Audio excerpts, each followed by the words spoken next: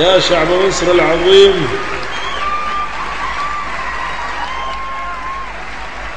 يا شعب مصر العظيم، ما انتوا اللي حمين يعني. حد قال لكم انتخبوني؟ يعني عارفين ان ورايا جماعه ومرشد، اخترتوني ليه؟ ما تجيش بقى دلوقتي تدفعوني.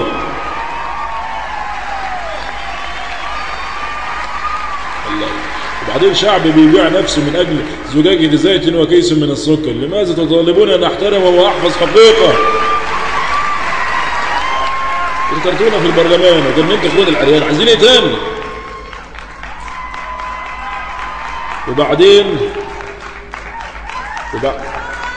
وبعدين انا عايز اقول لكم على حاجه.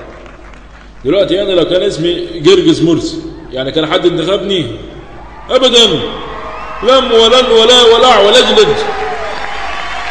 والاخوان دول يعني لو كان اسمهم، الاخوان دول لو كان اسمهم اليهود مثلا، اخوان اليهود او الاخوان المسيحيين او البوذيين عشان البلد ما يزعلش، كان حد انتخبهم؟ اجلد رجلا. نعم، اذا هم ينصرون الدين، نحن نضحك عليهم باسم الدين. اللهم الواحد ما يمشيهم ازاي؟ تضحك على واحد باسم الدين وفهم من ناحيه بتوع ربنا يقول لك انا اجلس معاك على طول.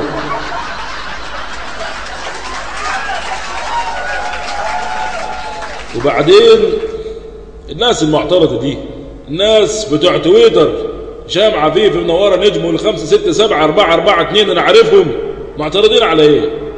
شو انتوا شعب قمتوا بثوره عشان تحصروا الانتخابات بينه وبين شفيق؟ يبقى انتوا تستاهلوا بقى.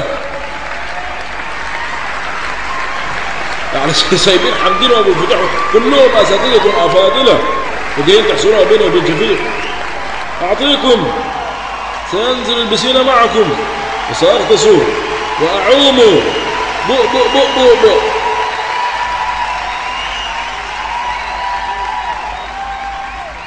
دايين ليه دلوقتي؟ أوليست الصناديق هي التي اختارتني؟ عصرتم الليمون على أنفسكم فذوقوا الآن مرارة عصره.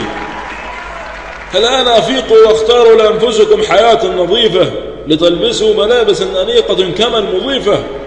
تعلموا من أخطائكم السخيفة ولا تقدموا أنفسكم هدية في علبة قطيفة.